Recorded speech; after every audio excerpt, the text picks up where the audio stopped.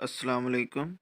आज हम डिस्कस करेंगे सेमीकंडक्टर थ्योरी की बुनियाद पर मटेरियल को किन इकसाम में तकसीम किया जाता है। तीन तरह के इकसाम में तकसीम किया जाता है। नंबर 1 कंडक्टर, नंबर 2 इंसुलेटर और नंबर 3 सेमीकंडक्टर। मटेरियल की इकसाम। कंडक्टर ऐसा मटेरियल जिसमें आसानी से करंट गुजर सके, मसलन सिल्वर, कॉपर, गोल्ड और एलुमिनियम बेहतरीन कंडक्टर हैं, जिनमें सिर्फ एक वैलेंस इलेक्ट्रॉन है जो कि बहुत लूजली एटम के साथ बॉन्ड होता है। कंडक्टर में सिर्फ एक वैलेंस इलेक्ट्रॉन होता है। लूजली बाउंड इलेक्ट्रॉन एटम से आसानी से खारिज हो जाते हैं और फ्री इलेक्ट्रॉन बन जाते हैं, जो कि एक ही डायरेक्शन में मूव करते हैं, जिससे करंट चलती है। इसलिए कंडक्टर में वैलेंस इलेक्ट्रॉन की तादाद एक होती है। नंबर 2 पे है इंसुलेटर। इंसुलेटर ऐसा मटेरियल है जिनमें से नॉर्मल कंडीशन में करंट नहीं गुजरती। सिंगल एलिमेंट की निस्बत कंपाउंड बेहतरीन इंसुलेटर हैं। इंसुलेटर में वैलेंस इलेक्ट्रॉन टाइटली बाउंड होते हैं एटम के साथ, इसलिए इनमें बहुत कम फ्री इलेक्ट्रॉन होते हैं। लकड़ी, गिलास और डायमंड इंसुलेटर की मिसालें हैं। इंसुलेटर के आउटर मोस्ट शेल में 8 इलेक्ट्रॉन होते हैं और इसमें कोई फ्री इलेक्ट्रॉन नहीं होता। नंबर 3 पे है सेमीकंडक्टर। सेमीकंडक्टर ऐसे मटेरियल हैं जो कि कंडक्टर और इंसुलेटर के दरमियान होते हैं, यानी कि सेमीकंडक्टर की खसूसियात कंडक्टर और इंसुलेटर के दरमियान होती हैं। खालिस हालत में सेमीकंडक्टर्स ना तो अच्छे कंडक्टर हैं और ना ही अच्छे इंसुलेटर हैं। सिलिकॉन, जर्मेनियम और कार्बन आम सिंगल एलिमेंट सेमीकंडक्टर हैं। इनमें वैलेंस इलेक्ट्रॉन की तादाद 4 है। ऐसे सेमीकंडक्टर जो अपने खालिस हालत में हो, यानी खालिस तरीन सेमीकंडक्टर्स को इंट्रिंसिक सेमीकंडक्टर कहते हैं, जबकि ऐसे सेमीकंडक्टर जिनमें इम्प्योरिटी शामिल की गई हो उनको एक्सट्रिंसिक सेमीकंडक्टर कहते हैं। सेमीकंडक्टर में सबसे ज़्यादा सिलिकॉन इस्तेमाल होता है। याद रहे कि टेम्परेचर बढ़ने के साथ सेमीकंडक्टर की रेजिस्टेंस कम होती है, यानी कि नेगेटिव टेम्परेचर कोएफिशिएंट है। जबकि कंडक्टर की सूरत में जब टेम्परेचर बढ़ता है तो उनकी रेजिस्टेंस बढ़ जाती है, यानी कि कंडक्टर पॉजिटिव टेम्परेचर कोएफिशिएंट है। जिन दोस्तों ने हमारे चैनल को सब्सक्राइब नहीं किया उनसे रिक्वेस्ट है कि हमारे चैनल को सब्सक्राइब कर दें। हमारा चैनल मिस्टर टेक रेहान, इसमें आप इलेक्ट्रिकल इंजीनियरिंग से मुतल्लक वीडियोस, डीए की लेक्चर्स, जॉब टेस्ट की वीडियोस और इसके अलावा मुख्तलिफ वीडियोस देख सकेंगे। आज का हमारा नेक्स्ट टॉपिक जो हम डिस्कस करेंगे वो है एनर्जी बैंड्स। अहम एनर्जी बैंड्स 3 होते हैं। Number 1 valence band, number 2 conduction band और नंबर 3 फॉरबिडन एनर्जी बैंड। इन तमाम बैंड्स को हम बारी बारी डिस्कस करते हैं। एनर्जी बैंड्स एटम के इलेक्ट्रॉन न्यूक्लियस के गिर्द मदारों में गर्दिश करते हैं, जिनको शेल कहते हैं। सबसे बरौनी शेल में मौजूद इलेक्ट्रॉन्स वैलेंस इलेक्ट्रॉन कहते हैं और ये कमज़ोरी से न्यूक्लियस के साथ जड़े होते हैं। एटम में मदारों को एनर्जी बैंड्स के अंदर ग्रुप किया जाता है और इनको शेल कहते हैं।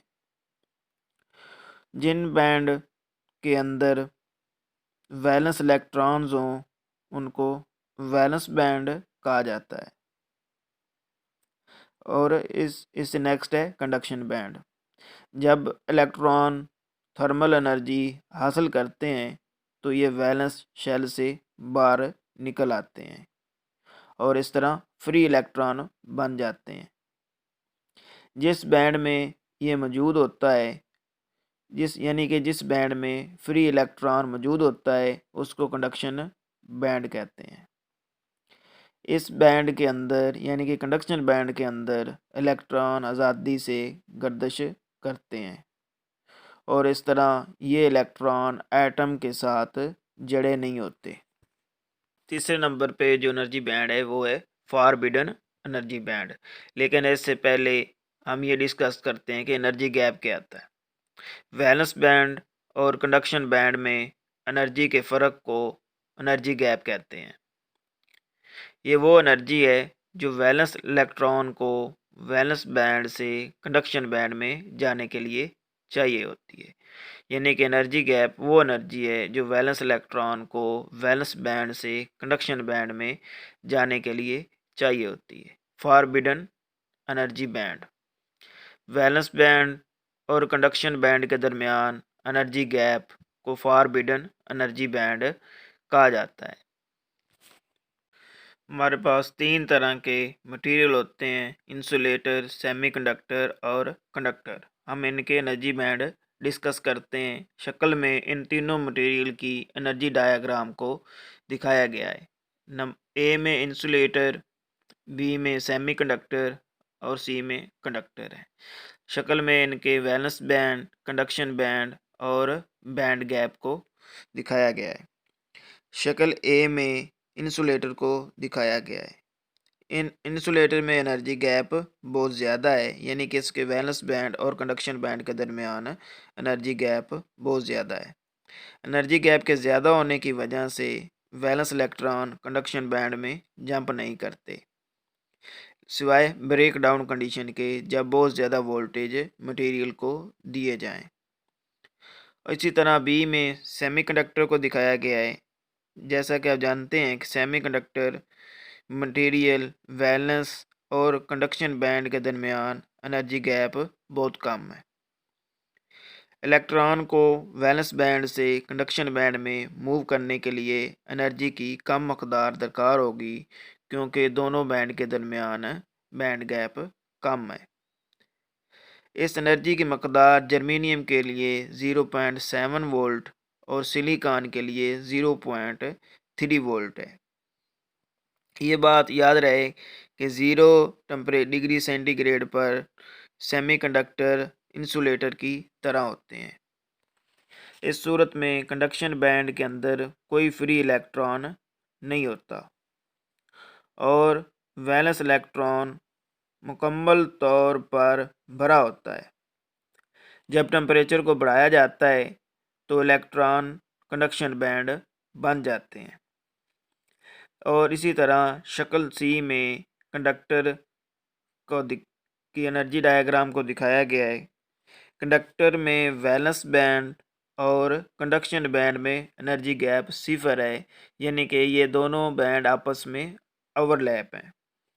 वैलेंस इलेक्ट्रॉन वैलेंस बैंड से कंडक्शन बैंड में थर्मल एनर्जी के बगैर मूव करते हैं, यानी कि इनको वैलेंस बैंड से कंडक्शन बैंड में वैलेंस इलेक्ट्रॉन को मूव करने के लिए किसी किस्म की कोई एनर्जी दरकार नहीं होती। दोनों बैंड्स ओवरलैप होते हैं, जो कि ज़ाहिर करता है कि कंडक्शन बैंड के अंदर इलेक्ट्रॉन्स बहुत ज़्यादा तादाद में मौजूद हैं। Thanks for watching this video, और उम्मीद करता हूँ कि आपको ये लेक्चर पसंद आया होगा। अगर आपको कोई चीज़ समझ ना आए तो आप कमेंट्स के अंदर पूछ सकते हैं। इसके बाद